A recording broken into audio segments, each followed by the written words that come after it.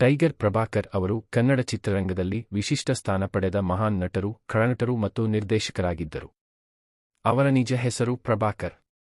ಅವರು ಟೈಗರ್ ಎಂಬ ಬಿರುದನ್ನು ತಮ್ಮ ಅದ್ಭುತ ಅಭಿನಯ ಮತ್ತು ಬಲಿಷ್ಠ ವ್ಯಕ್ತಿತ್ವದಿಂದ ಪಡೆದರು. 1950ರ ದಶಕದಲ್ಲಿ ಜನಿಸಿದ ಪ್ರಭಾಕರ್ ಅವರು ಬಾಲ್ಯದಲ್ಲಿಯೇ ಕಷ್ಟಗಳನ್ನು ಎದುರಿಸಿ ಜೀವನದಲ್ಲಿ ಮುಂದೆ ಬಂದವರು. ಅವರ ಬದುಕು ಶ್ರಮ, ಸಾಹಸ ಮತ್ತು ಕಲಾತ್ಮಕತೆಗೆ ಒಂದು ಉತ್ತಮ ಉದಾಹರಣೆಯಾಗಿದೆ. ಟೈಗರ್ ಪ್ರಭಾಕರ್ ಅವರು ಮೊದಲಿಗೆ ಸ್ಟಂಟ್ ಕಲಾವಿದರಾಗಿ ತಮ್ಮ ಸಿನಿ ಬದುಕನ್ನು ಪ್ರಾರಂಭಿಸಿದರು. ಅವರ ದೈಹಿಕ ಸಾಮರ್ಥ್ಯ, ಸಾಹಸ ದೃಶ್ಯಗಳಲ್ಲಿ ತೋರಿದ ಧೈರ್ಯ ಮತ್ತು ವಿಭಿನ್ನ ಶೈಲಿಯ ಅಭಿನಯ ಅವರನ್ನು ಬೇಗನೆ ಗಮನ ಸೆಳೆಯುವಂತೆ ಮಾಡಿತು. ಬಳಿಕ ಅವರು ಖಳನಟನಾಗಿ ಚಿತ್ರರಂಗದಲ್ಲಿ ಖ್ಯಾತಿ ಗಳಿಸಿದರು. 1970 ಮತ್ತು 1980ರ ದಶಕಗಳಲ್ಲಿ ಅವರು ಕನ್ನಡ ಸಿನೆಮಾದ ಪ್ರಮುಖ ವಿಲನ್ ಆಗಿ ಗುರುತಿಸಿಕೊಂಡರು. ಅವರ ಗಟ್ಟಿಯಾದ ಧ್ವನಿ, ತೀವ್ರ ಕಣ್ಣುಗಳು ಮತ್ತು ವಿಭಿನ್ನ ದೇಹಭಾಷೆ ಪಾತ್ರಗಳಿಗೆ ಜೀವ ತುಂಬುತ್ತಿತ್ತು. ಪ್ರಭಾಕರ್ ಅವರು ಕೇವಲ ಖಳನಟನಾಗಿ ಮಾತ್ರವಲ್ಲ, ನಾಯಕನಾಗಿಯೂ ಹಲವಾರು ಸಿನಿಮಾಗಳಲ್ಲಿ ಅಭಿನಯಿಸಿದ್ದಾರೆ.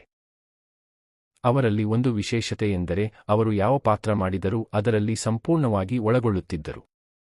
ಅವರ ನಟನೆಯಲ್ಲಿ ನೈಜತೆ ಮತ್ತು ಶಕ್ತಿ ಕಾಣಿಸುತ್ತಿತ್ತು.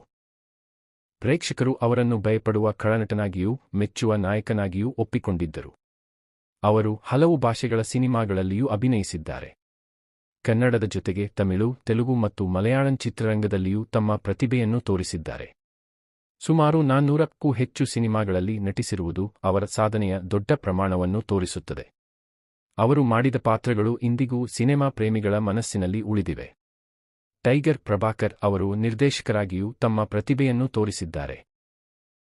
ಕೆಲವು ಸಿನಿಮಾಗಳನ್ನು ನಿರ್ದೇಶಿಸಿ ತಮ್ಮದೇ ರೀತಿಯ ಕಥನ ಶೈಲಿಯನ್ನು ಪರಿಚಯಿಸಿದರು. ಅವರ ಸಿನಿಮಾಗಳು ಸಾಮಾನ್ಯವಾಗಿ ಆಕ್ಷನ್ ಮತ್ತು ಭಾವನಾತ್ಮಕ ಅಂಶಗಳನ್ನು ಹೊಂದಿದ್ದವು. ಅವರು ಹೊಸ ಕಲಾವಿದರಿಗೆ ಅವಕಾಶ ನೀಡುವ ಮನಸ್ಸಿನವರಾಗಿದ್ದರು. ಅವರ ವೈಯಕ್ತಿಕ ಜೀವನವು ಏರಿಳಿತಗಳಿಂದ ಕೂಡಿತ್ತು. ಕೆಲವೊಮ್ಮೆ ಆರೋಗ್ಯ ಸಮಸ್ಯೆಗಳು ಮತ್ತು ಆರ್ಥಿಕ ಸಂಕಷ್ಟಗಳನ್ನು ಎದುರಿಸಬೇಕಾಯಿತು. ಆದರೂ ಅವರು ತಮ್ಮ ಕಲೆಗಾಗಿ ಹೋರಾಟವನ್ನು ನಿಲ್ಲಿಸಲಿಲ್ಲ. ಜೀವನದ ಕೊನೆಯವರೆಗೂ ಚಿತ್ರರಂಗದೊಂದಿಗೆ ನಂಟು ಉಳಿಸಿಕೊಂಡಿದ್ದರು.